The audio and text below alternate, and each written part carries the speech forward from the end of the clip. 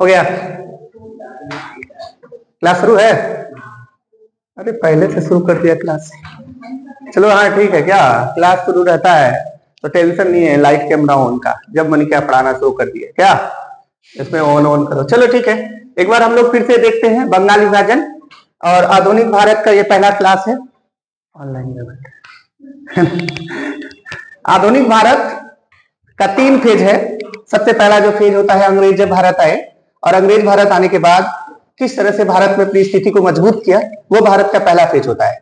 और 1600 से लेकर बंगाल में जो प्लासी की लड़ाई हुई थी 1757, वो पहला फेज है। तो सबसे पहला जो फेज है आधुनिक इतिहास का, हम लोग को 3 खंड में हम लोग पढ़ते हैं इसको, तो हम लोग 3 खंड में देख लेते हैं क्या क्या हम लोग पढ़ने वाले हैं और पहला खंड क्या है। तो 1600 से लेकर 1757 प्लासी की लड़ाई तक ये फेज 1 है, ये फेज 1 है। फेज 2 जो होता है 1757 से लेकर 1905 तक, और फेज 3 होता है 1905 से लेकर 1947 तक, भारत की आजादी तक। आज हम लोग क्योंकि सबसे महत्वपूर्ण जो है उसमें 1905 से लेकर 1947 के फेज को हम लोग स्टार्ट कर रहे हैं, और इसमें प्रत्येक खंड को हम लोग जैसे 1905 पढ़ेंगे, फिर 1906 पढ़ेंगे, फिर 1907 पढ़ेंगे, इसी तरह से क्रमवार हम लोग ईस्वी को आधार बनाकर एक एक करके पढ़ते चले जाएंगे। और आज की जो क्लास है ये 1905 की क्लास है। 1905 में क्या क्या महत्वपूर्ण घटना हुआ उनको हम लोग देखेंगे। चलिए शुरू करते हैं। बंगाल विभाजन को समझने से पहले एक व्यक्ति को जाना बहुत ज्यादा जरूरी है, उनका नाम है लॉर्ड कर्जन, क्योंकि लॉर्ड कर्जन ही बंगाल विभाजन के सूत्रधार हैं। इन्हीं के दिमाग में एक बात आया कि बंगाल राष्ट्रव्यापी आंदोलन का केंद्र बन रहा है, जहां पे कि राष्ट्रव्यापी आंदोलन की जड़ें मजबूत की जा रही है। वहां पे बहुत ऐसे क्रांतिकारी संगठन भी बन रहा था, जैसे कि अनुशीलन समिति की स्थापना होगी 1906 में हुई है। तो अनुशीलन समिति, हालांकि बंगाल विभाजन के कारण ही अनुशीलन समिति की स्थापना हुई, उससे पहले ही वहां पे बहुत सारे ऐसे क्रांतिकारी संगठन थे जो वहां पे बन रहे थे। और क्रांतिकारी संगठन बनने के कारण बंगाल की जड़ें जो है, भारत में जो अंग्रेजों की जो जड़ें थी वो कमजोर होना, ऐसा उनको लग रहा था कि कहीं ना कहीं अंग्रेज यहाँ पे कमजोर पड़ रहे हैं। तो इसके लिए उन्होंने सोचा कि बंगाल को 2 भाग में बांट दे। केवल बंगाल को 2 भाग में बांटने तक वो सीमित नहीं थे, बल्कि वो चाहते थे कि सामाजिक स्तर पर भी इसका बंटवारा हो, राजनीतिक स्तर पर भी इसका बंटवारा हो, आर्थिक स्तर पर भी इसका बंटवारा हो। उसने इसे बांटा, इवन उसने इसको सांप्रदायिक स्तर पर भी बांट दिया। हिंदू मुस्लिम में बांटने का फूट डालो और राज करो की नीति को अपनाया। दूसरा, उसने प्रशासनिक आधार बनाया। उसने बोला प्रशासन की समस्या हो रही है, उसने उसको बांटने का कोशिश किया। समझ रहे बात? उसके बाद उसने यह भी चीज किया कि गरम दल और नरम दल, अर्थात 2 विचारधाराओं को बांट दिया। एक ऐसे विचारधारा जो तुरंत बदलाव करना चाहती थी, और एक ऐसी विचारधारा जो अंग्रेजों के साथ मिलकर कंधे से कंधा मिलाकर शासन व्यवस्था को धीरे धीरे सुधार करते हुए देश को आजाद कराना चाहती थी। तो ये दोनों व्यवस्था जो कि 1905 के समय दोनों मजबूत थी, एक साथ थी, उसको तोड़ के अलग करने का प्रयास किया गया, और कहीं ना कहीं अंग्रेजों को इसमें लाभ भी मिली और लॉर्ड कर्जन को सफलता भी मिली। तो इसको बिंदुवार हम लोग समझेंगे। इनका कार्यकाल 1899 से लेकर 1905 का रहा है। ये सबसे पहले क्या रहा इसका कार्यकाल? 1899 से 1905। अब इसके आगे हम लोग चलते हैं। लॉर्ड कर्जन के बारे में जो फैक्ट्स है उसको हम लोग जानते हैं। लॉर्ड कर्जन भारत आने से पहले पूर्वी देशों के बारे में इनको बहुत ज्यादा जानकारी था, और इनके फादर भी जो है, इनके जो पिताजी थे वो राजनेता थे और विदेश सचिव थे। क्योंकि जिनके फादर विदेश सचिव रहे हैं, राजनेता रहे हैं, तो उनको जानकारी बहुत अच्छी हो जाती है, विदेशों की जानकारी तो हो ही जाती है। तो जिसके कारण ये पूर्वी देश जैसे कि भारत है ना, भारत हो गए, तो भारत वो पहले, भारत में आने से पहले वो भारत कितने बार आ गए थे? 4 बार आ चुके थे। और कहां गए थे भारत आने से पहले? कहां गए थे? अफगानिस्तान, सिलोन, चीन, पर्सिया, तुर्किस्तान, जापान, कोरिया, ये जगह वो पहले ही जा गए थे, आ गए थे।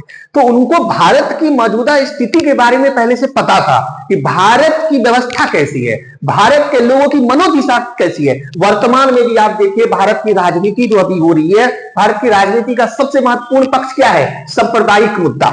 हिंदू मुस्लिम में लड़ा दो वोट जीत जाओगे, जाति प्रथा में लड़ा दो वोट जीत जाओगे, है ना। ये तो ये चीजें आज से नहीं है, ये चीजें इसकी पृष्ठभूमि अगर आप खोद के निकालिएगा तो आपको दिखेगा 1905।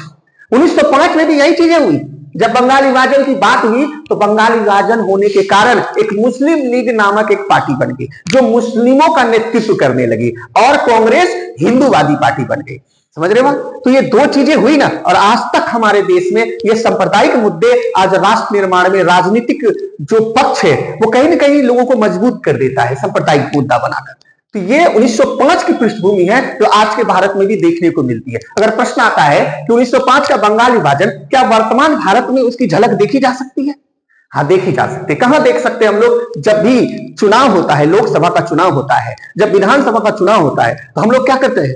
हम लोग इस चीज को महसूस करते हैं ना, हम लोग देखते हैं ना कि नहीं हिंदू है वो मुस्लिम है। तो ये क्या है? ये 1905 की झलक है। फूट डालो और राज करो। पहले अंग्रेज करते थे, अब हमारे देश के राजनेता करते हैं। तो ये समझने वाली चीजें हैं, भारतीय युवा को समझना होगा और इसको हम लोग को जानना चाहिए। लॉर्ड कर्जन के अतिरिक्त भारत के किसी अन्य गवर्नर जनरल के पास पूर्वी देशों के बारे में इतना ज्यादा जानकारी नहीं था, और यही कारण रहा कि उनको बहुत सारे ऐसे निर्णय उन्होंने लिए, कोई और ऐसा निर्णय लेने वाला गवर्नर जनरल नहीं हुआ। बहुत ही कम उम्र में वो भारत के वायसराय बने, और उनकी उम्र कितनी थी? महज 39 साल। 39 साल में वो वायसराय बन गए। और इनसे पहले अगर आप देखेंगे कि ये एलिगन जो है भारत के वायसराय रहे हैं। कौन रहे? लॉर्ड एलिगन। कौन रहे? लॉर्ड एलिगन। तो ये समझ में आ गया लॉर्ड कर्जन के लिए सबसे महत्वपूर्ण चीज क्या है? इनको पूर्वी देशों के बारे में पहले से जानकारी थी, और यही कारण रहा कि उनको भारत के बारे में, पूर्वी देशों के बारे में निर्णय वाले में या कानून बनाने में कोई बहुत अधिक कठिनाई होने की दिक्कत नहीं हुई, और उन्होंने बहुत अच्छा निर्णय लिया, जिसके कारण अंग्रेजों को तो लाभ हुआ ही हुआ, और भारत की जो राजनीतिक व्यवस्था है वो उथल पुथल हो गई। समझ के बाद तो हम लोग इसको विस्तृत रूप से और आगे देखते हैं। 1905, आखिर 1905 में जब बंगाल विभाजन हुआ तो उसमें क्या क्या हुआ, एक झलक इसको हम लोग देखते हैं, समझते हैं। देखिए, बंगाल जब विभाजन हुआ तो आप देखिए कि इसमें एक रंग दिखता है, और आज भी वो रंग जो है सांप्रदायिक आधार पर देश को बांट रहा है। ये कभी ऐसा हो सकता है कि रंग इंसान को बांटता है? कहीं विश्व के किसी भी मानचित्र में आप ये नहीं सुने होंगे कि रंग भी धर्म को बांटता है, रंग भी इंसान को बांटता है। लेकिन हमारे देश में रंग इंसान को बांटता है। ये हरा रंग मुस्लिम का है, लाल रंग हिंदू का है। अब देखिए, हरा रंग मुस्लिम का है क्योंकि हरा रंग अगर मुस्लिम का त्योहार होता है तो वो हरा पहन लेते हैं, और लाल रंग अगर हिंदू का होता है तो लाल रंग पहन लेते हैं। और हम ये मानते हैं कि अगर कोई हरा पहन के आ गया तो अगर वो हिंदू, ये मुस्लिम होगा, और कोई लाल रंग पहन ले तो वह हिंदू होगा। ये जो विचार है, ये जो चीजें हैं, ये भी 1905 की पृष्ठभूमि है। ये रंग का भी राजनीति होना शुरू हो गया। और हमारे यहाँ तो होली जैसा त्योहार होता है जहां पे सारे रंग मिल जाते हैं, लेकिन फिर भी हम लोग इतना ज्यादा रंगीन हो गए हैं कि हम हिंदू के लिए लाल और मुस्लिम के लिए हरा रंग हो गए हैं। तो ये भारत की राजनीति है, और यही राजनीति करके पहले अंग्रेज करते थे, अब राजनेता करते हैं। और इसमें कौन कौन थे तो हम लोग थोड़ा सा देखते हैं। उस समय क्या था कि बंगाल को दो खंडों में बांटा गया, और बंगाल को जब दो खंडों में बांटा गया तो आप जानते हैं, एक हो गया पूर्वी बंगाल, ये वाला पार्ट इधर, और एक हो गया पश्चिमी बंगाल। पूर्वी बंगाल का जो केंद्र बनाया गया वो ढाका को बनाया गया, और पश्चिमी बंगाल का केंद्र जो बनाया गया वह कलकत्ता को बनाया गया। और कलकत्ता में बोला कि यहाँ हिंदू ज्यादा है, और यहाँ पे कौन बोला? मुस्लिम ज्यादा है। और हिंदू बहुल क्षेत्र का जो केंद्र बिंदु बना वो कलकत्ता बना, और मुस्लिम बहुल क्षेत्र का केंद्र बिंदु क्या बना? ढाका बना। इसमें असम के कुछ जिलों को भी मिलाया गया। असम पहले से ही बंगाल से अलग हो चुका था 1874 में, लेकिन असम के भी कुछ जिले जहां की मुस्लिम बहुल क्षेत्र था उसको पश्चिमी बंगाल में मिला दिया गया, और पश्चिम बंगाल का जो केंद्र बिंदु बनाया गया वो ढाका को बनाया गया।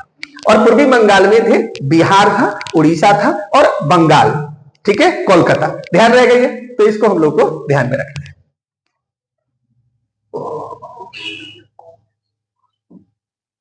अब जो है बंगाल विभाजन 1905, इसमें क्या क्या हुआ इसको हम लोग देखते हैं।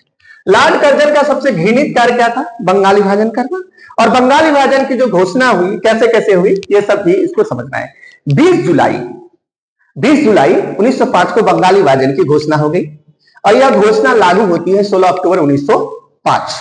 लेकिन इसी बीच 20 जुलाई और 16 अक्टूबर 1905 को यह लागू हो जाता है। तो प्रश्न आएगा कि बंगाली विभाजन किस दिन घोषणा हुई? 20 जुलाई 1905। किस दिन लागू हुई? 16 अक्टूबर 1905। ये दो अस्पष्ट है। इसी बीच में क्या हुआ? बीच में कलकत्ता के टाउन हॉल में, कलकत्ता के टाउन हॉल में, ये जो आप देख लीजिए, ये वाला जो सीन है, ये बंगाली विभाजन के समय का सीन है।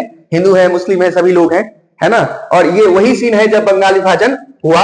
और बंगाली विभाजन जब हुआ तो कलकत्ता के एक टाउन हॉल में, जैसे हम लोग के यहाँ नगर पालिका होता है, वहां पे टाउन हॉल होता है जहां पे हम लोग बैठ के बैठकी करते हैं। तो कलकत्ता के टाउन हॉल में सभी लोग जमा हुए और 7 अगस्त का जो दिन था वो 7 अगस्त 1905, उस दिन क्या निर्णय लिया गया?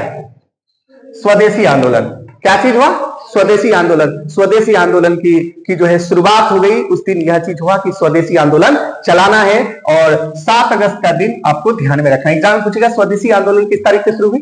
7 अगस्त 1905। कब से शुरू हुई? 7 अगस्त 1905। और ये स्वदेशी आंदोलन की अगर बात करें, कांग्रेस की बात करें, तो कांग्रेस के बनारस अधिवेशन 1905, इसकी अध्यक्षता किए थे गोपाल कृष्ण गोखले। और गोपाल कृष्ण गोखले जो है ये नरम दल के हैं।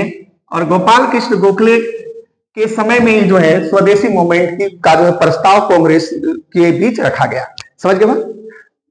क्लियर है? तो अगर आएगा कि स्वदेशी मूवमेंट जो है, स्वदेशी आंदोलन को लेकर सबसे पहले कांग्रेसियों के बीच किस अधिवेशन में प्रस्ताव रखा? बनारस अधिवेशन 1905। इसकी अध्यक्षता कौन के थे? गोपाल कृष्ण गोखले के। और वहां पे पास भी हो गई, वहां पे चीजें भी हो गई कि हाँ भाई स्वदेशी आंदोलन करना है ना। लेकिन उसमें थोड़ा थोड़ा विवाद भी हुआ कि क्या हुआ, इसके बारे में हम लोग अगले स्लाइड में हम लोग देखेंगे कि क्या क्या हुआ। और एक चीज तो सबसे ज्यादा महत्वपूर्ण चीज यह है कि विवाद क्यों हुआ, कि बहुत सारे लोग चाहते थे ना कि स्वदेशी मूवमेंट जो हो केवल बंगाल में हो, स्वदेशी मूवमेंट का प्रभाव अन्य सारे राज्यों पर ना पड़े, अन्य सारे प्रांतों पर ना पड़े, पूरे भारत पर ना पड़े। तो ये विवाद यहां से उत्पन्न होना शुरू हुआ और यहां पे 2 गुट बने। बनारस अधिवेशन में कितने गुट बनना शुरू हो गया? 2 गुट बने। एक ऐसे विचार दिए कि स्वदेशी मूवमेंट जो होगा, यह जो स्वदेशी होगा, यह पूरे क्या होना चाहिए? भारत में होना चाहिए। और एक गुट ने बोला कि इसका केवल केंद्र कहां बना रहे? केवल कलकत्ता, बंगाल ही बना रहे और बंगाल में ही स्वदेशी मूवमेंट हो, क्योंकि बंगाल विभाजन हुआ है, इसका और कहीं होने का जरूरत नहीं है। और ये विचार, ये 2 गुट बन गए। एक ने बोला पूरे भारत में और एक ने बोला केवल कहां? बंगाल में। इसके कारण 2 विचार यहां पे बनना शुरू हो गया। और यही विचार आगे चल के क्या हुआ? गरम दल और नरम दल, ये 2 विचार बनना शुरू हो गए। तो इसको हम लोग ध्यान में रखेंगे। बात क्या था कि बंगाली विभाजन के बारे में अगर थोड़ा बात करें कि कहां कहां से शुरू हुआ। जब बंगाली विभाजन करने की बात हुई तो आप जानते हैं कि एक भारत का सचिव जो ब्रिटेन के संसद में बैठते थे, वो ब्रिटेन के संसद में कौन बैठते थे? भारत का सचिव बैठते थे। ब्रिटेन में आपको पता है 2 सदन है, जैसे हमारे यहां भी है, लोकसभा और राज्यसभा। तो वहां पे क्या है? लॉर्ड्स। क्या है वहां पे? लॉर्ड्स। तो वहां पे है लॉर्ड्स, हाउस ऑफ लॉर्ड्स, और एक है हाउस ऑफ कॉमन। तो हाउस ऑफ कॉमन्स है और हाउस ऑफ लॉर्ड्स है। तो ये जो दो सदन है यहाँ पे, और ये जो सदन है व्यवस्था, यहीं पर एक व्यक्ति यहां से भारत से जाके बैठते थे कॉमन में, और उसका नाम क्या था? रिजले। क्या नाम था यहाँ? रिजले। रिजले जो है उस समय भारत के सचिव थे। कौन थे? सचिव। तो आएगा एग्जाम में आएगा कि भारत के सचिव, भारत सचिव बंगाल विभाजन के समय कौन थे? तो क्या होगा? रिजले। कौन थे? रिजले। ये ध्यान रखिए। और रिजले ने यह बात अपने पत्र में लिखकर लॉर्ड कर्जन को दिया कि उसमें उसने लिखा कि संयुक्त बंगाल एक क्या है? शक्ति है। विभाजित बंगाल की दिशाएं अलग अलग होगी। समझ गए? मतलब अगर उसको बांट दोगे, उसकी दिशाएं क्या हो जाएगी?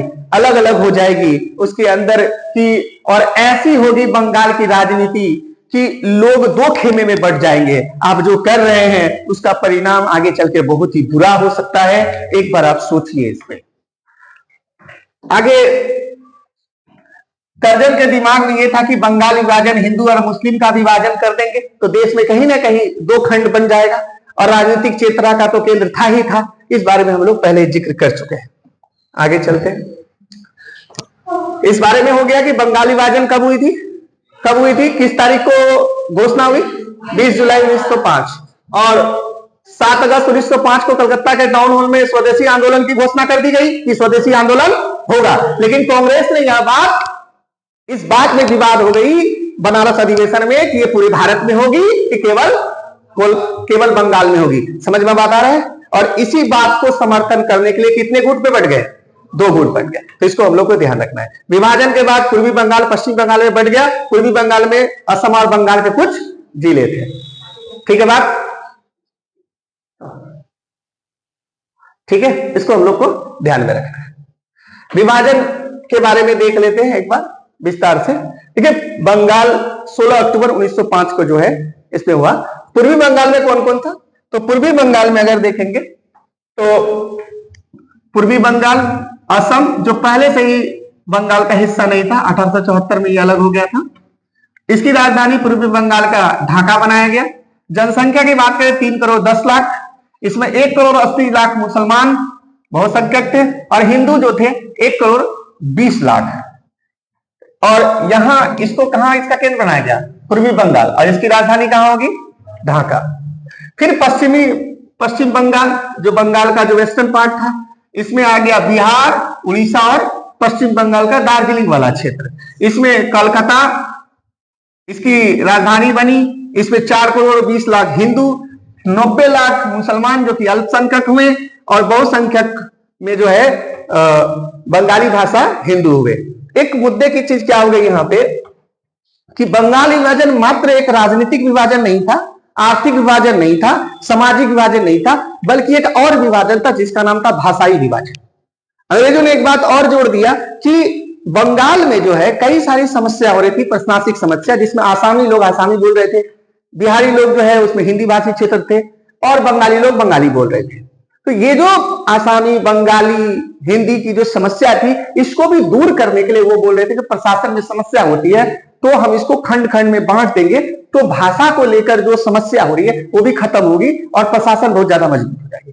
ये बहुत ही ज्यादा महत्वपूर्ण था। तो हम कह सकते हैं कि बंगाल विभाजन कहीं ना कहीं भाषाई विभाजन भी था, जो कहीं ना कहीं देश को भाषा के आधार पर बांटने का जो प्रबल जो एक ताकत मिला, कहां से मिला, बंगाल विभाजन से। आपको पता है कि हमारे देश में भाषाई आधार पर विभाजन हुआ, महाराष्ट्र और गुजरात का हुआ, पंजाब और हरियाणा का हुआ। समझ रहे बात? ये सब चीज जो भाषाई आधार पर ही विभाजन है देश को, तो ये कहीं ना कहीं बंगाल विभाजन इसकी केंद्र बिंदु बनी कि नहीं बनी, तो इसको हम लोग को ध्यान में रखना है। 16 अक्टूबर ब्लैक डे के रूप में मनाया गया। 16 अक्टूबर 1905 को जब ये घोषणा हो गई कि बंगाल टुकड़ों में बंट जाएगा, मुस्लिम और हिंदू में अलग अलग हो जाएगा, तो उस दिन ब्लैक डे के रूप में मनाया गया, शोक दिवस मनाया गया, और जो अमार सोनार जो गीत है वो गाया जाने लगा, जो कि 1971 में बांग्लादेश की क्या बनी, राष्ट्रगान भी बन गई। ठीक है, और रविन्द्रनाथ टैगोर ने सबसे आह्वान किया कि रक्षाबंधन मनाएंगे। किसने आह्वान किया? रविन्द्रनाथ टैगोर ने कहा कि रक्षाबंधन का त्योहार सबको बनाना है। और उसमें क्या हुआ कि मुस्लिम जो महिलाएं थी, हिंदू को जो भाई है उसको राखी बांध रही थी और उसमें वचन ले रही थी कि भाई तुम मेरा जो है दाम, जो अगर हम पे कोई दिक्कत होगा तो तुम हमको क्या करोगे, मदद करोगे और हमारे लिए खड़ी रहोगे, है ना। और ये इस वचन के साथ जो है बंगाल को जो टुकड़ों में जो बट रहा था उसको मजबूत करने का प्रयास किया जा रहा था। तो कहीं ना कहीं बंगाल जो है संस्कृति का केंद्र, सभ्यता का केंद्र, कला का केंद्र, चित्रकला का जो है, उस आंदोलन में काफी तेजी हो गई। समझ रहे हो? बोलेगा किस तरह, कौन से आंदोलन में चित्रकला का विकास बहुत अधिक हुआ, बंगाल विभाजन। किस आंदोलन में काव्य खंड का विकास हुआ, बंगाल विभाजन। किस और एक बहुत ज्यादा महत्वपूर्ण, पहली बार हुआ कि किसी आंदोलन में महिला सक्रिय रूप से भाग ली।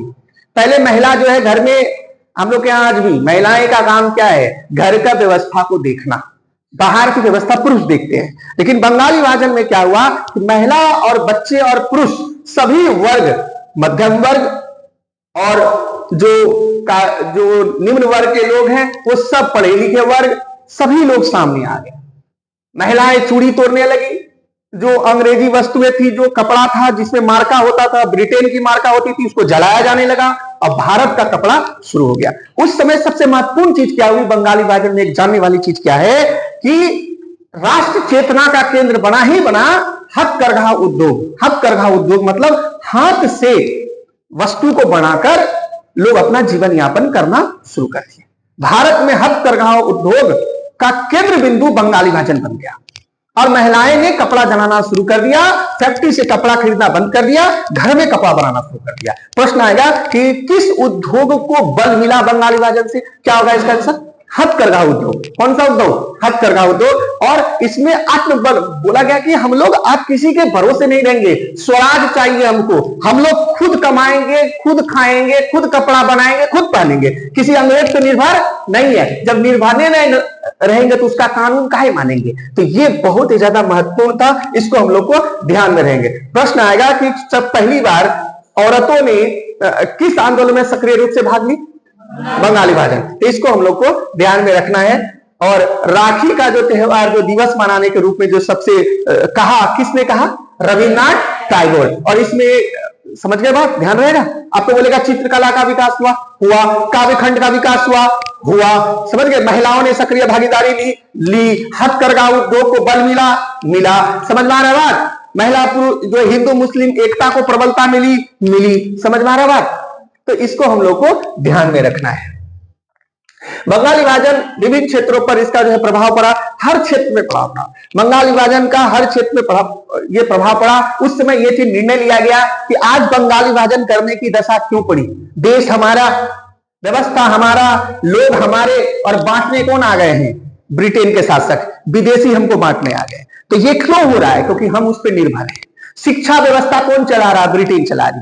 तो उसने क्या हुआ, हमारे भारत में रंगपुर नेशनल स्कूल की स्थापना हुई। 8 नवंबर 1905 को रंगपुर नेशनल स्कूल की स्थापना हुई। और ये इसलिए हुई क्योंकि बंगाली विभाजन हुआ, समझ रहे हो। और हमने बोला कि नहीं, भारतीयों की शिक्षा व्यवस्था भारतीयों के कंधे पर है, हम लोग अपनी व्यवस्था लाएंगे। और यहां से एक नया भारत का कहीं न कहीं दिशा और दशा तय होने लगा।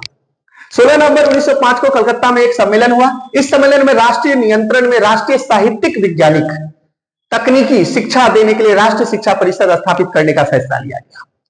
ठीक है, बोला गया कि तकनीक में विकास हो, साहित्य में विकास हो, विज्ञान में विकास हो, इसके लिए एक राष्ट्रीय शिक्षा परिषद को बनाने का फैसला लिया गया। और इसकी क्यों लिया गया? बंगाली विभाजन, समझ रहे। तो बंगाली विभाजन कहीं ना कहीं हम कह सकते हैं कि सोए हुए लोगों को जगाने के लिए, एक जागृत करने के लिए विभाजन आवश्यक था। ये कहीं ना कहीं लाभ भी हम लोगों के लिए है, हम लोगों के लिए राष्ट्र चेतना में और दम भर दिया। ये जो लोग अलग अलग थे और एक होने लगे, तो ये समझने का विषय है। क्या क्या हुआ इसमें? आपको पता है कि बंगाली विभाजन होने से रेलवे को में भी कुछ रुका। रेलवे में क्या हुआ? 1905 में रेल आयोग की स्थापना हुई, है ना। रेलवे बोर्ड का जो रेल आयोग की स्थापना कब हुई? 1905। तो ये हम लोग को ध्यान में रखना है। 1905 में सरकारी रेल विशेषज्ञों से के सुझाव पर प्रशासनिक तथा नियंत्रण मामले के लिए रेलवे बोर्ड का गठन किया गया। रेलवे बोर्ड का कब गठन हुआ है? 1905। तो ये हम लोग को ध्यान में रखना है कि रेलवे बोर्ड का गठन हुआ और इससे रेलवे को जो है विकास करने में काफी ज्यादा क्या हुआ? लाभ हुआ। ये ध्यान रखेंगे। प्राचीन स्मारक अधिनियम भी बनाए लॉर्ड कर्जन। कौन बनाए ये सर? Lord Curzon. प्राचीन जो स्मारक अधिनियम 1904 हुआ। प्राचीन स्मारक अधिनियम क्या है? आप जानते हैं कि दिल्ली का लाल किला है ना, ताजमहल है, या हमारे संसद भवन है ना। तो ये कुछ ऐसे चीज हैं जो हमारे पूर्वजों ने हमें संजो कर दिया है और उसकी आवश्यकता है, हमको उसको बचा कर रखना है, तो वो नष्ट ना हो, वो खत्म ना हो। अगर वो नष्ट हो जाएगा तो फिर हमारे पास उसको, जैसे देखिए प्राचीन की बहुत ऐसी चीजें हैं जो हमको समझ में आता है। उदाहरण के तौर पे हम लोग गेहूं का आटा खाते हैं। अचानक से गेहूं कैसे खाना शुरू कर दिया कि गेहूं से आटा निकलेगा, रोटी बनाएंगे? क्योंकि हमारे प्राचीन जो खोज करता है उन्होंने क्या किया, उसको खोजा और खोज के देखा कि कुछ ऐसे अन्न हैं जिसको अगर भूज दिया जाए, भूज के अगर उसको पीस दिया जाए तो उसको खाने में बहुत अच्छा लगता है। तो प्राचीन हमको वो डाटा मिल गया ना वहां से। चावल को अगर भाप के खाया जाए तो उसको खाया जा सकता है, ये जहर नहीं है, इसको लोग खाते थे। तो जब हमको वो जानकारी प्राप्त होती है ना, तो सामाजिकरण को मजबूती मिलता है, समझ गए। अगर कोई नदी किनारे कहीं कुछ है, कोई व्यवस्था है कि बाढ़ में कैसे बचते थे लोग, डेरे बनाकर बचते थे, यह व्यवस्था भी हम कहां से सीखे हैं? हम अपने प्राचीन व्यवस्था से सीखे हैं। समझ में आ रहा है? कहां से सीखे? प्राचीन व्यवस्था से सीखे। भारतीय संविधान के अनुच्छेद में बात करें तो अनुच्छेद कहां पे लिखा हुआ ये? अनुच्छेद 49। अनुच्छेद 49 में ये आज राज्य का जो विषय है, जो डीपीएसपी है, उसमें यह दिया गया है कि स्टेट का ये दायित्व है कि प्राचीन स्मारक को बचा के रखे।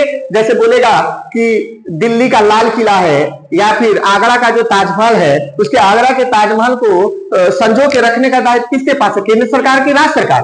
राज्य सरकार। क्योंकि ये डीपीएसपी में दिया हुआ है, राज्य है ना। कहां पे दिया हुआ है? डीपीएसपी में। कौन से अनुच्छेद में है? अनुच्छेद 49। और इसकी जो आधार बिंदु है आजाद भारत से पहले कहां पे है?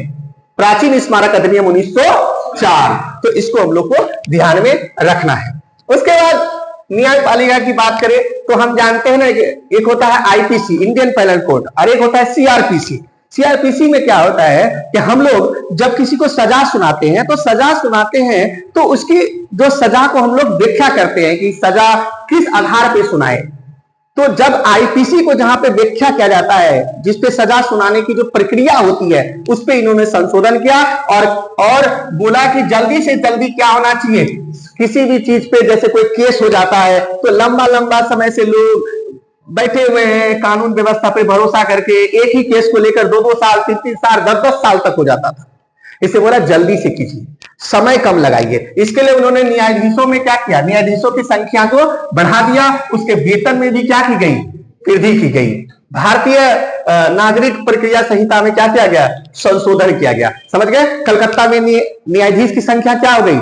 बढ़ा दी गई। उनकी वेतन क्या की कर दी? बढ़ा दी गई। और एक चीज और उसमें ध्यान दिया गया कि जो भी न्याय की प्रक्रिया उसमें क्या कर दो? तेजी कर दो, जल्दी जल्दी क्या करो? न्याय करो। तो ये कर्जन का कहीं ना कहीं एक अच्छाई भी है। उसने रेलवे बोर्ड का स्थापना किया, उसने प्राचीन स्मारक अधिनियम बनाए, उसने शिक्षा के लिए भी काम किया, रेलवे कमीशन उन्होंने बनाया, है ना, रेलवे आयोग बनाया कि नहीं बनाया, और वो विश्वविद्यालय के लिए बनाया। तो ये हम लोग को ध्यान में रखना है। सेना के लिए भी उन्होंने बनाया था, है ना। सेना वर्ष 1902 में कमांडर इन चीफ के रूप में लॉर्ड किचनर भारत आया। उसने सेना में कई आवश्यक सुधार किए। ठीक है, जो सेना होता था ना अंग्रेजी सेना, उसमें भी क्या हो गई? सुधार हुई। सेना के साथ साथ पुलिस में भी सुधार हुई, है ना। फ्रेजर कमीशन, कौन सा कमीशन बना था? फ्रेजर आयोग। और फ्रेजर आयोग किसने सुधार किया? पुलिस में सुधार किया, है ना, पुलिस व्यवस्था में सुधार किया। पुलिस में क्या क्या सुधार किया? बोला भ्रष्टाचार कम करो, उसकी वेतन बढ़ा दिया, उसका ट्रेनिंग कॉलेज खोल दिया, क्या कि नहीं खोला? तो इस सब हम लोग को ध्यान में रखना है। शिक्षा व्यवस्था की बात करें 1901 में कर्जन ने शिमला में एक शिक्षा सम्मेलन आयोजित किया। कहां पे किया? शिमला में। और उसके बाद 1902 में विश्वविद्यालय आयोग का क्या कर दिया? गठन कर दिया। तो याद रहेगा विश्वविद्यालय आयोग का गठन कब किया था? 1902। और शिमला में सम्मेलन कब हुआ था? 1901। तो इसके बारे में और थोड़ा विस्तार से हम लोग देखते हैं कुछ महत्वपूर्ण तक। बंगाली विभाजन में क्या क्या चीज हुआ? तो ये आपको पता है कि स्वर्ण काल कहा जाता है। काव्य का क्या कहा जाता है? बंगाली विभाजन को स्वर्ण काल कहा जाता है। रविन्द्रनाथ टैगोर, द्विजेंद्र लाल राय, है ना, मुकुंद दास, सैयद अबू मोहम्मद के लिए गीत आंदोलनकारियों के लिए प्रेरणा स्रोत बन गए। इन्होंने गीत लिखे। क्या लिखे? गीत लिखे। एक मुद्दे की चीज क्या है कि गीत की आवश्यकता क्यों, चित्र की आवश्यकता क्यों? ये होता क्या है कि जो चीजें शब्द नहीं कहती वो चीजें काव्यखंड कह देती है काफी कम शब्दों में। और जो चीजें हम समझ नहीं सकते, हम देखकर हम उसकी पीड़ा को जान सकते हैं। तो चित्रकारी के माध्यम से हम उनकी भाव भंगिमा को दिखाकर लोगों को प्रेरित करते थे, राष्ट्र चेतना जगाते थे। तो इस समय क्या हुआ? पहली बार राष्ट्र चेतना जगने लगी। कपड़ा जो होता था, जो विदेशी वस्तुएं होती थी, उसमें मैनचेस्टर जो यूनाइटेड है, जो इंग्लैंड है, मैनचेस्टर इंग्लैंड है, उसका एक कपड़ा आता था, उस पर छपा होता था मैनचेस्टर लिखा हुआ। तो वो मिट गया और वहां पे भारत माता को झंडा लेते हुए एक फोटो छपने लगा। मतलब विदेशी वस्तुओं को भारत से बहिष्कृत किया जाने लगा, जलाया जाने लगा, और उसमें भारतीय वस्तुएं, भारतीय राष्ट्र चेतना का केंद्र कलकत्ता बन गई। ध्यान रखेगा ये चीज, राष्ट्र चेतना का केंद्र कहां बनी? कलकत्ता बनी। और उसमें विदेशी वस्त्रों को जलाया जाने लगा और वहां पे मोहर, भारत माता का मोहर बनने लगा। तो इस सब हम लोग को ध्यान में रखना है। आंदोलन को तेज करने के लिए प्रेरणा स्रोत के अनुसार अमार सोनार बंगला नामक गीत लिखा गया, जो 1971 में बांग्लादेश का राष्ट्रगीत भी बन गया। ये भी हम लोग ध्यान रखेंगे। बंगाल विभाजन आंदोलन में महिलाओं पर प्रभाव पड़ा और महिलाओं ने इस आंदोलन में सक्रिय रूप से भाग लिया। पहली बार महिलाएं घर से बाहर निकली, प्रदर्शन में भाग लेने लगी और धरने में बैठने लगी। ये देखो, ये आप देख सकते हैं कि किस तरह से लोग गठरी उठरी लेके निकल गए हैं, एकदम बच्चा उच्चा को लेकर। आप समझ लो एक चीज, सबसे महत्वपूर्ण चीज क्या है ना, इस फोटो से एक चीज समझा जा सकता है कि कल के भारत में लोग जान की बाजी लगा देते थे कि राष्ट्र चेतना की बात है। लोग घर बार छोड़ के निकल गए गठरी उठरी लेके। बंगाली विभाजन हो रहा था ना, तो लोग बोला था तुम चले जाओ बंगाल, तुम मुस्लिम है जाओ बंगाल, तुम हिंदू है तुम आओ कलकत्ता, तुमको इधर रहना है। ये सीन कब क्रिएट हुआ एक बार और, 1947 जब देश आजाद हुआ तो बंगाली विभाजन के कारण एक नया राष्ट्र बन गया। बंगाली विभाजन नहीं हुआ था करजन के दिमाग में, वो बंगाली विभाजन नहीं था, वो भारत और पाकिस्तान का विभाजन था। समझ में आ रहा बात? वो बंगाली विभाजन एक देश का विभाजन अंत तक करके ही बैठा। तो ये बहुत ही महत्वपूर्ण चीज है, इसको ध्यान में रखना है। 1901 में शिमला में शिक्षा पर एक सम्मेलन के बाद एक आयोग में नेतृत्व में लॉ सदस्य थे, कानून के जानकार थॉमस रेले ने किया। रेले आयोग में केवल एक भारतीय थे जिसका नाम क्या था, सैयद हुसैन बेलग्रामी। तो आपको बोलेगा कि रेले आयोग का संबंध किससे है, शिक्षा से है। किस शिक्षा से है, विश्वविद्यालय की शिक्षा से है। ध्यान रहेगा, रेले आयोग का संबंध किससे है, विश्वविद्यालय की शिक्षा से है। इसको ध्यान में, रेले आयोग का जो गठन हुआ कहां पे हुआ, किसमें, शिमला में। कहां पे हुआ, शिमला में हुआ। रेले कौन थे, कानून के जानकार थे। किसके जानकार थे, कानून के जानकार थे। इसको याद रखेंगे। रेले आयोग में कितने भारतीय थे, एक भारतीय थे। शिक्षा पर जो एक कमेटी बनी थी, आयोग बनी थी, उसमें कितने भारतीय थे, एक। क्या नाम था उसका, सैयद हुसैन बेलग्रामी। ध्यान रखना है कि सैयद हुसैन बेलग्रामी ही सबसे पहले क्या बने थे, महासचिव। क्या बने थे, महासचिव। किसके महासचिव बने थे, बोलो जल्दी।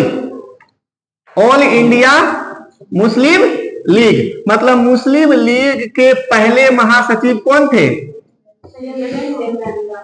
मुस्लिम लीग के पहले महासचिव कौन थे, सैयद हुसैन बेलग्रामी। ये ध्यान में रखना, ठीक है, इसको हम लोग को ध्यान में रखना है। आयोग ने 1902 में अपनी रिपोर्ट पेश की। इसके बाद रेले नामक बिल विधेयक पेश किया गया। रेले बिल जब अधिनियम बन गया तो इसे क्या बोला गया, भारतीय विश्वविद्यालय अधिनियम 1904। ठीक, क्लियर है। तो भारतीय विश्वविद्यालय अधिनियम 1904। एक मुद्दे का चीज ये है कि भारतीय विश्वविद्यालय अधिनियम 1904 जो आया, ये तो आ ही गया, लेकिन इससे पहले विश्वविद्यालय अधिनियम मूल रूप से कब आया था, 1857 में। आपसे प्रश्न आएगा कि विश्वविद्यालय अधिनियम पहली बार कब आया, 1857। रेले आयोग मतलब दूसरी बार कब आया विश्वविद्यालय आयोग, रेले आयोग के रूप में कब आया, 1904। कब आया, 1904। ध्यान रहेगा, तो हम लोग को ध्यान में रखना है। आखिर इन दोनों में क्या अंतर है, तो थोड़ा क्या देखिए। 1857 ने विश्वविद्यालय की भूमिका को मुख्य रूप से जांच और डिग्री प्रदान करने वाली संस्था के रूप में परिभाषित किया। मतलब जो विश्वविद्यालय जो आयोग थी ना उस समय 1857 थी, वो क्या नाम था, यूनिवर्सिटी का केवल चेक करना कि यूनिवर्सिटी सही है कि गलत है, कि डुप्लीकेट यूनिवर्सिटी तो नहीं है, समझ रहे हो, वो सब चीजें। और दूसरी क्या करना, लोगों को डिग्री देना, बस और कुछ नहीं, बस इतना, जांच और डिग्री। लेकिन 1904 में क्या हुआ, जब रेले आयोग बनी तो क्या हुआ, रेले आयोग बनने के बाद इसकी शक्तियों को संशोधित किया गया, समेकित करने का प्रयास किया गया। इसने सुझाव दिया कि विश्वविद्यालय को अपने छात्रों को निर्देश देने के लिए भी प्रावधान करना चाहिए। समझ गए हो, मतलब यूनिवर्सिटी है ना, यूनिवर्सिटी को यह बोला गया कि अपने छात्रों को क्या करो, कंट्रोल करो, अपने छात्रों को निर्देश दीजिए कि तुम्हारी क्या क्या सीमाएं हैं। समझ गए हो, क्यों, क्योंकि आपको पता होना चाहिए कि राष्ट्रव्यापी आंदोलन, राष्ट्र चेतना का जो केंद्र होता है वो यूनिवर्सिटी होता है, विश्वविद्यालय होता है। और संयोग से भारत के राष्ट्र चेतना का जो केंद्र है, जो विश्वविद्यालय है, वह पहले कुछ समय पहले राजनीति का केंद्र बना। जो पहले राष्ट्र चेतना का केंद्र था वो राजनीति का केंद्र बना, फिर राजनीति का केंद्र बनते बनते बदमाशों का केंद्र बना, और अब वहां बदमाश भी नहीं है, राजनीति भी नहीं है, राष्ट्र चेतना भी नहीं है, अब वहां यूनिवर्सिटी में ताला बंद है, कुछ भी नहीं होता है। सभी लोग जो है घर बैठे ही सभी लोग जी रहे हैं, कर रहे हैं। इसीलिए भारत में अब अच्छे नेता आने वाले समय में, जो अभी जो विद्वान लोग जो संसद भवन में मिलते हैं, आने वाले समय में उसका भी एक स्मारक फोटो रहेगा। और वो नहीं था लॉर्ड कर्जन का, वो कौन था कि जो हम लोग जो है पुरातत्व, पुराने जो अपने जो स्मारकों हैं उसको हम लोग बचा के रखते हैं, लगते हैं ना। उसी तरह इनका भी फोटो वोटो सब लोग बोली तो इतना सारे विद्वान हमारे भारत में होते थे पहले, इतने लोग पढ़े पढ़े लोग होते थे, ऐसे ऐसे लोग होते थे। अब उनको भी हम लोग एक संजो कर रखेंगे स्मारक के रूप में, क्योंकि अब तो विद्वान पैदा होगा ही नहीं, क्योंकि यूनिवर्सिटीज में ताला बंद हो जाएगा। तो ये बहुत ही ज्यादा महत्वपूर्ण चीज है, इसको भी ध्यान में रखना है। राष्ट्र चेतना का केंद्र कौन होता है? यूनिवर्सिटी। यूनिवर्सिटी पे छात्रों का नियंत्रण पहली बार किस आयोग में आया? रेले आयोग। कहां पे आया? रेले आयोग। और अब बोला गया कि आप निर्देश दीजिए यूनिवर्सिटीज को अपने कहा रखिए, कंट्रोल में रखिए, नियंत्रण में रखिए। तो इसको हम लोग को ध्यान में रखना है। फिर आया कि एक प्रश्न आता है कि हंटर आयोग जो 1882 में था और जो रेले आयोग जो कि शिक्षा के लिए बना, ये दोनों के दोनों शिक्षा के लिए है। प्रश्न आया कि रेले आयोग का संबंध किससे है? शिक्षा। हंटर आयोग का संबंध किससे है? शिक्षा। लेकिन रेले आयोग का संबंध किससे? उच्चतर शिक्षा, विश्वविद्यालय की शिक्षा। लेकिन आएगा कि ये रेले आयोग का संबंध किससे है? विश्वविद्यालय की शिक्षा। हंटर आयोग प्राथमिक शिक्षा। प्राथमिक शिक्षा का अर्थ क्या होता है? ऐसी शिक्षा जो मूलभूत आवश्यकताओं के बारे में जानकारी दे, वह क्या है? प्राथमिक शिक्षा है। कि पानी क्या है, खाना क्या है, पापा कौन है, मम्मी कौन है, समाज क्या है, बड़ों का सम्मान करना चाहिए, ये सब क्या है? मूल शिक्षा है। और ये मूल शिक्षा की बात कहां पे की गई? हंटर आयोग में की गई। इसकी स्थापना 1882 में हुई। कहां पे, कब हुई? 1882 में। ध्यान रहेगा, इसको हम लोग को ध्यान में रखना है। उसके बाद उच्चतर शिक्षा क्या होता है? तो उच्चतर शिक्षा हमको तर्कपूर्ण बनाता है। क्या बनाता है? तर्कपूर्ण। हम तार्किक हो जाते हैं, हम चीजों को समझना शुरू कर देते। तर्क, ये क्या है, वो क्यों है, ये कैसे है, ये क्यों होगा। तो ये जो प्रश्न है, जो राष्ट्र चेतना का केंद्र है, राष्ट्र चेतना क्या है? तर्क है। हम चीजों में तर्क करना शुरू कर देते हैं। तो ये जो तर्क वाली जो राजनीति का केंद्र बनती थी, वो विश्वविद्यालय बनती थी। और इसी को कंट्रोल किया गया, नियंत्रण किया गया। पहली बार विश्वविद्यालय को नियंत्रण किस अधिनियम में किया गया? 1904। ध्यान रहेगा, कहां पे किया गया? 1904। तो हम लोग अब आगे चलते हैं और देखते हैं। कृषि सुधार की बात करें, आज आप सुनेंगे पूसा, समस्तीपुर पूसा। समस्तीपुर पूसा में 1905 में जो है पहली बार जो है कृषि विश्वविद्यालय शोध केंद्र खोला गया। आज जानते हो मिट्टी का जांच होता है, फसल का जांच होता है। तो ये सब चीजें जो होनी शुरू हुई, सबसे पहले लॉर्ड कर्जन के समय शुरू हुई, है ना।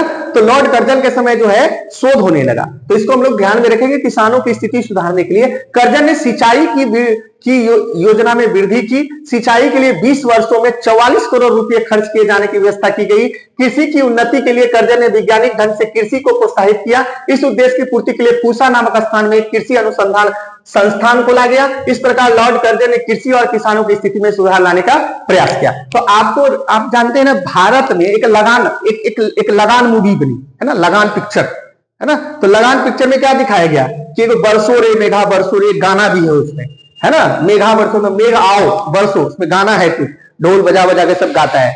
भारत की दुर्दशा में सबसे बड़ा है प्राकृतिक स्थिति, है ना।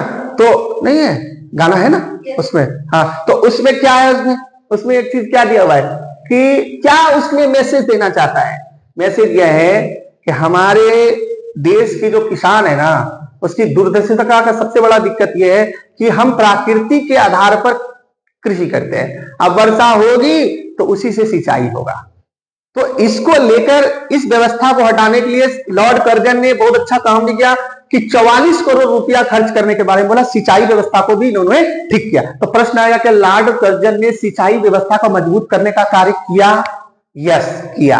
दूसरा आएगा कि लॉर्ड कर्जन ने कृषि को प्रोत्साहन देने के लिए, कृषि के विकास के लिए विश्वविद्यालय जो है खोला।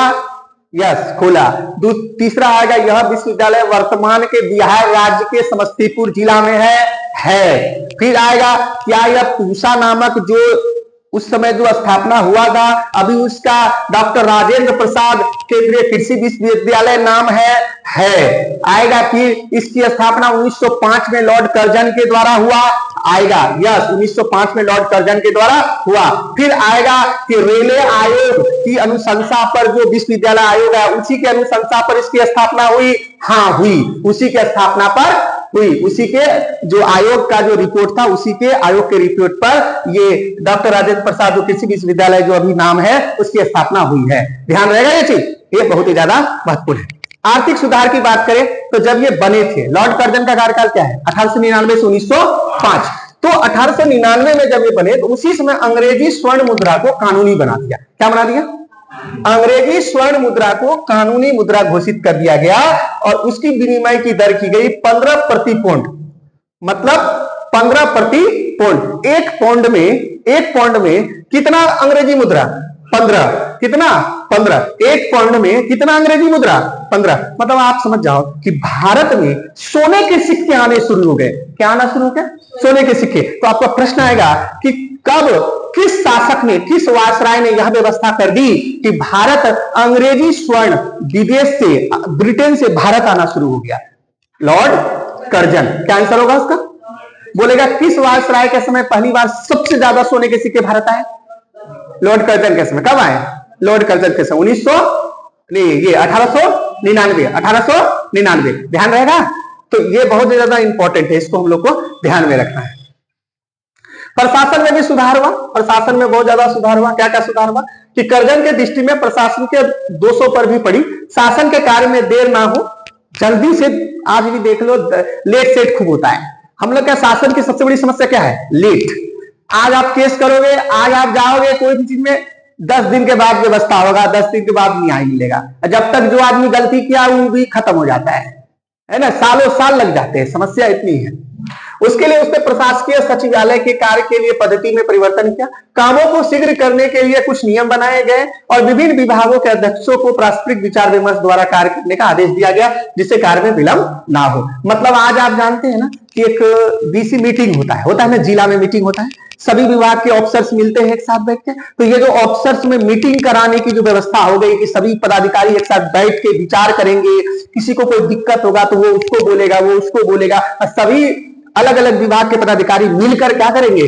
काम करेंगे। तो यह व्यवस्था कब से शुरू हो गई? प्रशासनिक सुधार, लॉर्ड कर्जन। तो प्रशासनिक सुधार में भी कार्य शुरू हुआ। कब से शुरू हुआ? 1905। 1899 से 1905 लॉर्ड कर्जन के कार्यकाल में यह व्यवस्था शुरू हो गई। पुलिस विभाग में सुधार हुआ है। देखिए पुलिस विभाग में आपको ध्यान रखना है कि पहली बार पुलिसों की ट्रेनिंग होनी शुरू हो गई। क्या होनी शुरू हो गई? ट्रेनिंग होनी। तो पुलिसों की जो ट्रेनिंग होने की जो व्यवस्था शुरू हुई, कब से शुरू हुई? 1905। कब से शुरू हुई? 1905। आपको याद रखना। और इसके लिए एक आयोग भी बना। क्या नाम था उसका? पुलिस के लिए फ्रेजर आयोग। क्या बना था? फ्रेजर आयोग। क्या बना था? फ्रेजर आयोग। तो ये हम लोग को ध्यान रखना है। और इसने क्या किया? ट्रेनिंग इंस्टीट्यूट खोला। क्या खोला? Training institute. इसने क्या किया? ट्रेनिंग इंस्टीट्यूट खोला और वेतन को क्या बोला? बढ़ाओ। वेतन को क्या बोला? बढ़ाओ। वेतन को बढ़ा दिया, ट्रेनिंग इंस्टीट्यूट खोल दिया। दो चीजें समझ गए? एक बहुत इंपॉर्टेंट थी प्रांतीय पुलिस व्यवस्था। प्रांतीय पुलिस व्यवस्था को शुरू कौन किया? Lord Curzon. ध्यान रहेगा। ट्रेनिंग, पहली बार पुलिसों को ट्रेनिंग देने के लिए स्कूल कौन खोला? लॉर्ड कर्जन ने। समझ गए बात? तो इसको प्रांतीय पुलिस व्यवस्था की पहली बार कौन की शुरुआत? Lord Curzon. कौन क्या? Lord Curzon. इसके लिए कौन सा आयोग आया? Fraser commission. कौन सा आया? फ्रेजर आयोग। तो इसको हम लोग को ध्यान में रखना है। उसके बाद बोला गया कि प्रत्येक सिपाही का वेतन कम से कम इतना होना चाहिए वो अपनी जीविका जी सके। आज आपको पता है, आज अगर आपकी वेतन कम रहेगी तो आप क्या करेंगे ना, आप चीजों को घूस लेंगे, आप लोगों से जबरदस्ती पैसा वसूलेंगे, या आपको खाने का ही नहीं है। तो इससे बोला इतना कम वेतन मत दो, इतना कम वेतन मत दो कि जिससे क्या हो जाए? दिक्कत हो जाए। क्या हो जाए? दिक्कत हो जाए। इसको हम लोग को ध्यान में रखना। पुलिस आयोग के बारे में बताया गया। सर क्या नाम था इसका? Sir Andrew Fraser. Sir Andrew Fraser के नेतृत्व में एक आयोग का गठन किया गया और इसमें सिपाहियों के लिए अलग अलग प्रशिक्षण केंद्र की सिफारिश की गई। तो पहली बार सिपाही के लिए प्रशिक्षण केंद्र कौन आयोग का अनुशंसा है? Sir Andrew Fraser. इस आयोग ने कौन सा क्या? प्रांतीय पुलिस सेवा की शुरू की। आज जो बिहार पुलिस है ना, बिहार पुलिस पहले प्रांत हुआ करता था। तो जो बिहार पुलिस है तो पहले प्रांतीय पुलिस सेवा है। तो प्रांतीय पुलिस सेवा की शुरुआत कब हुई? 1905। कब हुई? 1905। ये हम लोग को ध्यान में रखना है। कांग्रेस का अधिवेशन, इसमें थोड़ा सा हम लोग बात कर लेते हैं। आपको एक बात पता है कि बंगाल विभाजन में 3-4 चीजें हो गई। बंगाल विभाजन में मुस्लिम लीग का आधार बना। बंगाल विभाजन मुस्लिम लीग का आधार बना, हिंदू और मुस्लिम अलग हो गए और अंततः 1909 में मुसलमानों को एक अलग निर्वाचक मंडल दिया गया जिसमें केवल और केवल मुस्लिम नेता को मुस्लिम बहुल मतलब मुस्लिम लोग ही चुनेंगे और कांग्रेस एक हिंदू पार्टी बनकर रह गई। दो चीजें हो गई। 1907 में क्या हुआ? कांग्रेस का विभाजन हो गया। गरम दल और नरम दल दो पार्टी में बट गए। गरम दल कौन थे? नए बदलाव वाले। उन्होंने बोला कि नहीं, लाल बाल और पाल, है ना, लाला लाजपत राय, बिपिन चंद्र पाल और बाल गंगाधर तिलक। ये तीन लोग तीन जगह के स्तंभ थे, भारत के तीन मजबूत स्तंभ थे, है ना। ये लोग युवा थे, ये लोग ना बदलाव चाहते थे। इनका एक ही मांग था कि स्वदेशी आंदोलन को पूरे देश में चलाया जाए, है ना, और विरोध किया जाए, बहिष्कार किया जाए। कोई भी सदन में नहीं जाएगा, विधानसभा में कोई भी नहीं जाएगा, विधानमंडल का बहिष्कृत किया जाए। लेकिन जो नरम दल के लोग थे वो लोग बोलते नहीं, ये केवल कलकत्ता में हो और सदन में हम लोग साथ साथ चले, धीरे धीरे बातचीत होगी, धीरे धीरे इस पे काम हो गया। अचानक इससे उकताने से नहीं होगा। दो खेमे में बढ़ गया। अंततः नरम दल और गरम दल 1907 में अलग हो ही गया। तो बोलेगा कि 1907 की पृष्ठभूमि कौन सा आंदोलन है? बंगाल विभाजन, है ना। मुस्लिम लीग की स्थापना और बंगाल मुस्लिम लीग की स्थापना, एक नंबर। दूसरा, मुस्लिमों का निर्वाचन मंडल। 2 नंबर, पाकिस्तान नामक एक अलग देश का बनना, बांग्लादेश का अलग देश का बनना। इसकी पृष्ठभूमि कौन सा खेल बना, कौन सा आंदोलन बना? बंगाली विभाजन। कौन बना? बंगाली विभाजन, बंग भंग आंदोलन। तो इसको भी ध्यान में रखना है। एक चीज और ध्यान क्या रखिए आप कि बंगाली विभाजन में जो महत्वपूर्ण चीज ये है कि बंगाली विभाजन का कुछ मुस्लिमों ने जो था, उन लोगों ने इसका क्या किया था? समर्थन किया था। क्या किया था? समर्थन किया था। और अंततः जब 1906 में मुस्लिम लीग पार्टी बन गई, उसने बंगाली विभाजन का क्या किया? समर्थन किया और अंग्रेजों के साथ हो गया। ध्यान रहेगा, बंगाली विभाजन का इन्होंने क्या किया? समर्थन किया। और इसने बोला ढाका में जो है इसकी राजधानी होगी, उसने मान ली। समझ में? ध्यान रहेगा एक चीज, इसको हम लोग को ध्यान में रखना है। तो 1905 में बनारस में हुआ, इस बारे में हम लोग जिक्र कर चुके हैं। अध्यक्ष थे गोपाल कृष्ण गोखले। सरकार के खिलाफ स्वदेशी आंदोलन की औपचारिक घोषणा हुई। सरकार के खिलाफ कैसी हुई? औपचारिक घोषणा। समझते हो कैसी घोषणा? औपचारिकता को केवल पूरा करना है, नहीं समझे? मिल गए, बैठ के चाय पानी पी गए, कोई गरीब पे कोई 2 डंडा मार दिया है, ठीक है, उसको डांटा जाएगा, तुम काहे टेंशन ले रहे हो? औपचारिक बातचीत हो गई, ठीक है, किया जाएगा। कोई कठोर निर्णय नहीं बना कि करना ही है, मात्र औपचारिक बात ली गई कि स्वदेशी आंदोलन चलाया जाएगा। ध्यान रहेगा बात, इसको ध्यान में रखना। 1906 में कलकत्ता में हुआ। इसकी अध्यक्षता कौन किए? दादा भाई नौरोजी किए। और इसमें 4 प्रस्ताव बनाए गए। कितने प्रस्ताव? 4। उसमें कौन सा प्रस्ताव था पहले? स्वराज। क्या था इसमें? स्वराज। आपको याद रखना कि स्वराज शब्द, जो स्वराज शब्द है उसको कौन दिया? दयानंद सरस्वती। कौन दिया है? दयानंद सरस्वती। इन्होंने ही जो है, दयानंद सरस्वती ने क्या किया है? स्वराज शब्द को दिया है। ध्यान रहेगा, कौन सा शब्द दिया है? स्वराज शब्द दिया है। और स्वराज परिवार कांग्रेस के किस अधिवेशन में आया? 1906। इसकी अध्यक्षता कौन की? इसको ध्यान में रखें। दूसरा क्या था? बहिष्कार आंदोलन। क्या था? बहिष्कार करो, विदेशी वस्तुओं को जलाइए। कोई भी धोबी जो है, धोबी देख लेगा कि कोई अगर मैनचेस्टर यूनाइटेड का कपड़ा है, कोई भी ब्रिटेन का मोहर है, तो उस कपड़ा को धोएगा नहीं। महिलाएं देख ली कि चूड़ी में जो है विदेशी चूड़ी है, उसको पहनेगी नहीं, उसको क्या करेगी? तोड़ देगी, है ना। कोई अगर विदेशी कपड़ा होगा उसको क्या कर देगा? होली की तरह जलाना शुरू हो गया। समझ गए? तो जगह जगह पे चौक चौराहे पे इसको जलाया जाने लगा। बहिष्कार आंदोलन। तीसरा, स्वदेशी मूवमेंट। क्या चला? स्वदेशी मूवमेंट। स्वदेशी मतलब जो भी कुछ होगा सबका सब क्या होगा? स्वदेशी होगा। हथकरघा उद्योग को बल मिला, कुटीर उद्योग को बल मिला, लघु उद्योग को क्या मिला? बल मिला। लोग आत्मनिर्भर होने लगे। क्या होने लगे? आत्मनिर्भर होने लगे। ध्यान रहेगा, क्या होने लगे? आत्मनिर्भर। राष्ट्रीय शिक्षा नीति में बदलाव करना है। क्या करना है? राष्ट्रीय शिक्षा नीति में क्या करना है? बदलाव करना है। ये कौन बोल रहा है? हम लोग भारतवासी। कांग्रेस समिति जो है, जो कांग्रेस से पार्टी जो थी, राजनीतिक पार्टी, उसका ये विचार है। ध्यान रहेगा। तो 1906 में जब कलकत्ता में अधिवेशन हुआ, उसमें कितने प्रस्ताव रखे गए? 4। स्वराज का, बहिष्कार आंदोलन का, स्वदेशी का और राष्ट्रीय शिक्षा। तो इसको हम लोग को ध्यान में रखना। 1907 में सूरत अधिवेशन हुआ, है ना। और रास बिहारी घोष कांग्रेस का विभाजन, नरमपंथी गरम 2 पार्टी में बट गए। और आपको पता है कि 1907 में जो बटा वो फिर कब मिला है? 1916। तो ये हम लोग को ध्यान में रखना है। और इसके बारे में आपको पता ही है कि जो है सबसे पहले 1906 में जब कहां पे हुआ? कलकत्ता में हुआ। तो कलकत्ता के बाद ये अधिवेशन कहां होना था? नागपुर। कहां पे होना था? नागपुर। और किसको बनाया जाना था? बाल गंगाधर तिलक। किसको बनाया जाना था? लेकिन ये बात पता है कि नागपुर तो बाल गंगाधर तिलक का गढ़ है, वहां से वो जीत जाते, इसलिए यह जगह चेंज करके कहां कर दिया गया? सूरत। कहां कर दिया गया? सूरत। और जब सूरत में जब यह जगह कर दिया गया तो वहां पे एक चीज बोला गया कि आपको सूरत में जब होगा तो सूरत में किसको बनाया गया? रासबिहारी घोष। रासबिहारी घोष। और रासबिहारी घोष बने। और फिर ये गरम दल के रासबिहारी घोष कौन पार्टी के थे? नरम दल। कौन थे?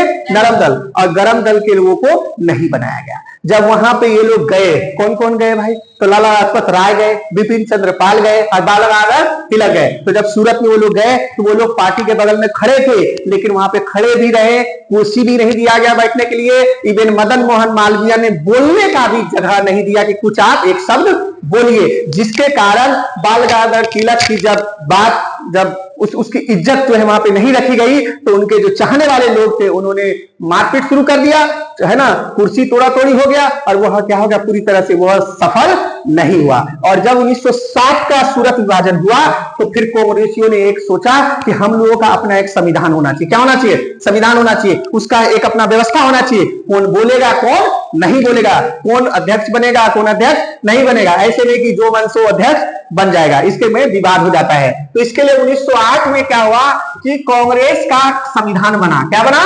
संविधान बना। और 1908 में फिर रासबिहारी घोष ही बने, लेकिन यह कहां पे हुआ? मद्रास में। कहां पे हुआ? मद्रास में हुआ। तो ये हम लोगों को समझे। अगले क्लास में हम लोग देखेंगे 1906 और फिर हम लोग विस्तार से इसको समझेंगे भी। और अगले क्लास में कुछ क्वेश्चन भी इसी चैप्टर से जुड़ा हुआ देखेंगे। ठीक है। जय हिंद, जय भारत। समझ गए? तो ध्यान रहेगा।